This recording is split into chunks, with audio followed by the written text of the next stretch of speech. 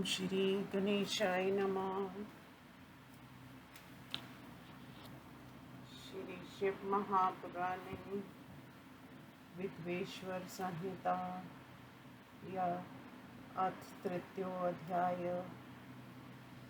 हिंदी अनुवाद। व्यास जी ने कहा, इस प्रकार सूत जी के वचनों को सुनकर वे महर्षि कहने लगे कि आप हमें वेदांत सार के स्वरूप आश्चर्यजनक कथाओं से युक्त शिव पुराण सुनाइए। इस प्रकार मुनियों के वचनों को सुनकर प्रसन्न होकर सूत जी ने शिव जी का स्मरण कर महर्षियों से कहा। सूत जी ने कहा, हे मुनिगण, आप लोग सुनिए। मैं स्वरता निष्पाप शिव जी का स्मरण कर वेदों के सार स्वरूप पुराणों में श्रेष्ठ शिव पुराण की कथा को कहता हूँ, जिसमें भक्ति, ज्ञान, वैराग्य इन तीनों का और वेदांत द्वारा जानने योग्य सद वस्तु का विशेष रूप से वर्णन किया गया है। सूत जी ने कहा, हे मुनिवरों, आप सब वेदों के सार रूपी पुराण को सुनिए। बहुत प्राचीन काल में से इस कल्प के बार बार बीत जाने पर, इस श्वेत वाराह कल्प के आ जाने पर और सृष्टि के आरंभ होने पर त्रिवेणी के समीप उत्पन्न 6 कुलीन मुनियों द्वारा अपने अपने पक्ष को कहते हुए, ये महान है, ये श्रेष्ठ नहीं है, इस प्रकार का बहुत बड़ा विवाद उपस्थित हुआ। तब वे अविनाशी ब्रह्मा के पास इस विवाद का समाधान पूछने के लिए गए। वे सभी ऋषि हाथ जोड़कर विनम्रता युक्त वाणी से बोले, आप ही संपूर्ण संसार के विधाता हैं, सभी कारणों के कारण हैं। वे पंच महाभूतों से उत्पन्न होने वाला कौन सा प्राणी है जो सबसे पुराना है और महत से उत्पन्न हुए सभी तत्वों से परे है।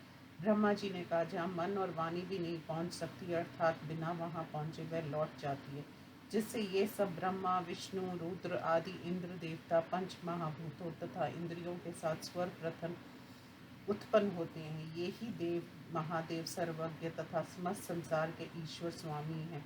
यह तो परम भक्ति से दृष्टिगोचर होते हैं, नहीं तो इनका दर्शन नहीं होता है। रुद्र, हरि, विष्णु, हर और भी देवता तथा उनके स्वामी भी महादेव की परम भक्ति करके उनके दर्शनों की इच्छा किया करते हैं।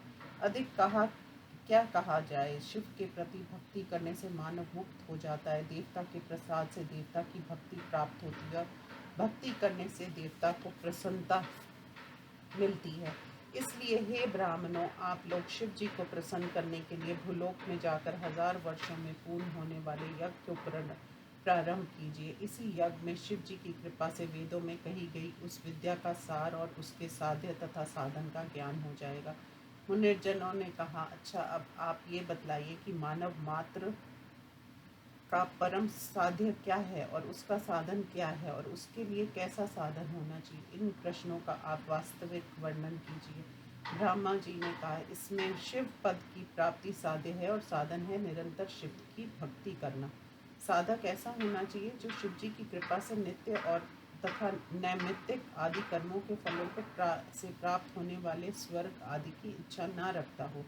वेद विहित कर्म करके उससे प्राप्त महाफल को जो व्यक्ति परम शैव पद की प्राप्ति के लिए जो उन्हीं को समर्पित करता रहता है, तदंतर उस भक्त को सायुज्य मुक्ति प्राप्त हो जाती है। उस प्रकार से भक्ति करने पर सभी को उस परम फल की प्राप्ति होती है। उसके विविध साधनों का वर्णन साक्षात शिव जी ने भक्तों के लिए किया है। उसका संक्षेप करके मैं आप लोगों से उसके सार रहस्य को कह रहा हूँ। कानों से उनके गुणों को सुनना और वाणी से उन गुणों का कीर्तन करना और मन से उनका बार बार मनन करना बहुत बड़ा साधन कहा गया है। अंत शिव जी के गुणों को सुनना, उनका कीर्तन करना तथा सदैव मनन करते रहना चाहिए। उक्त वाक्य में ये श्रुति प्रमाण है। इस विधि के अतिरिक्त दूसरा कोई साधन नहीं है। अंत सभी प्रकार के साधनों को जुटाने के लिए तत्पर मानवों को केवल शिव पुराण को ही अपना साध्य बनाना चाहिए। वेद में जो कहा गया है कि पहले आत्मा को देखे फिर उसे सुने, लोक व्यवहार के अनुसार ये विपरीत प्रतीत होता है, क्योंकि आत्मा सरलता से देखा नहीं जा सकता और बिना देखे हुए पदार्थ के प्रति खिंचाव नहीं होता। इसलिए पहले उसके चरित्र को सुनकर तब अन्य क्रियाओं के प्रति प्रवृत्त होना चाहिए। इसलिए सर्वप्रथम गुरु के मुख से पुराण का श्रवण करके तदंतर विद्वान को चाहिए कि उसके कीर्तन, मनन आदि में तत्पर हो।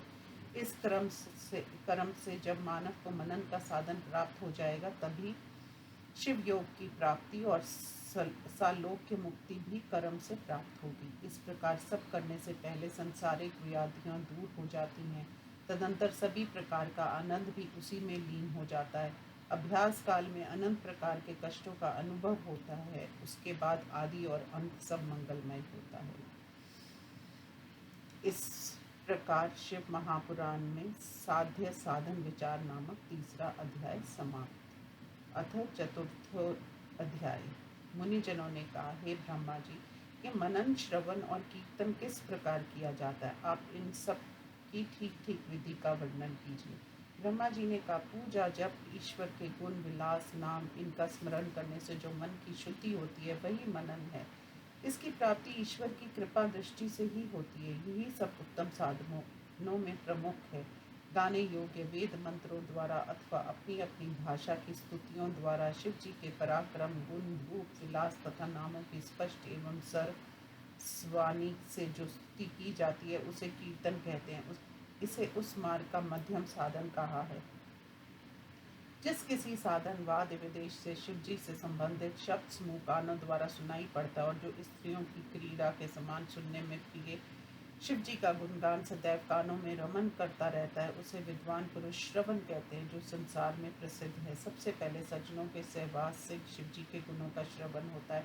उसके बाद पशुपति शिव जी के गुण कीर्तन की ओर दृढ़ भक्ति उत्पन्न होती है और अंत में शिव जी की कृपा दृष्टि से सर्वोत्तम साधन मनन हो पाता है। सूत जी ने कहा, इन शिव भक्ति प्राप्ति साधनों के संबंध में हे मुनिवरों, हम आपको एक प्राचीन इतिहास सुनाते हैं।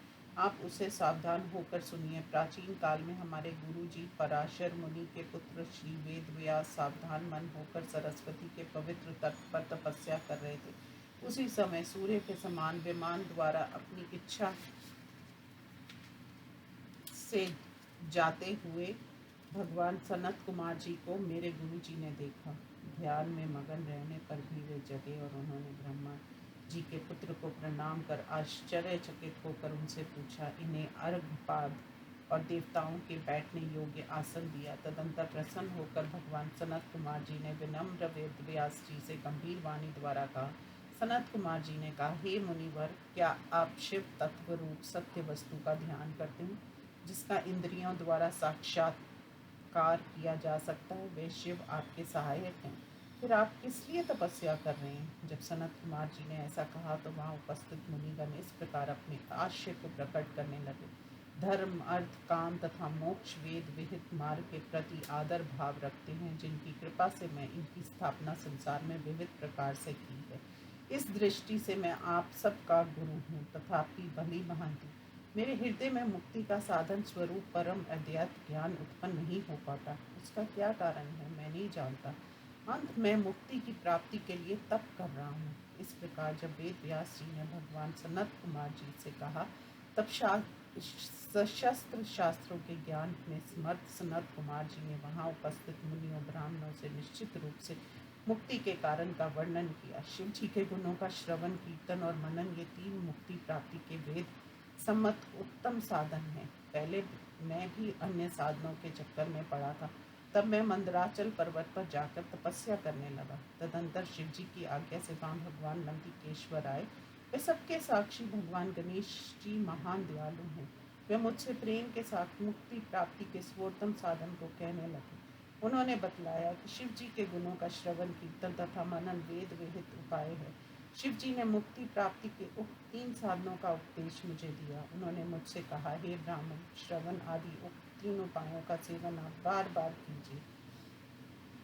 इस प्रकार वेद व्यास जी से कहकर ब्रह्मा जी के पुत्र भगवान सनत कुमार जी अपने साथी के साथ अत्यंत सुंदर विमान पर आरूढ़ होकर चले गए। हे ऋषियों, इस प्रकार हमने संक्षेप से पहले वृत्तांत का वर्णन कर दिया। ऋषिगण ने कहा, हे सूजी, आपने मुक्ति प्राप्ति के श्रवण आदि तीन उपाय हमसे कहे हैं। जो मनुष्य श्रवण, कीर्तन तथा मनन नहीं कर सकता, वह क्या करके मुक्ति को प्राप्त कर सकता है? ऐसा कौन सा कर्म है जिससे बिना प्रयत्न के मानव की मुक्ति हो सकती है? इस प्रकार श्री शिव महापुराण में श्रवण, मनन, कीर्तन श्रेष्ठ तव वर्णन नामक चौथा अध्याय समाप्त। ओम नमो शिवाय।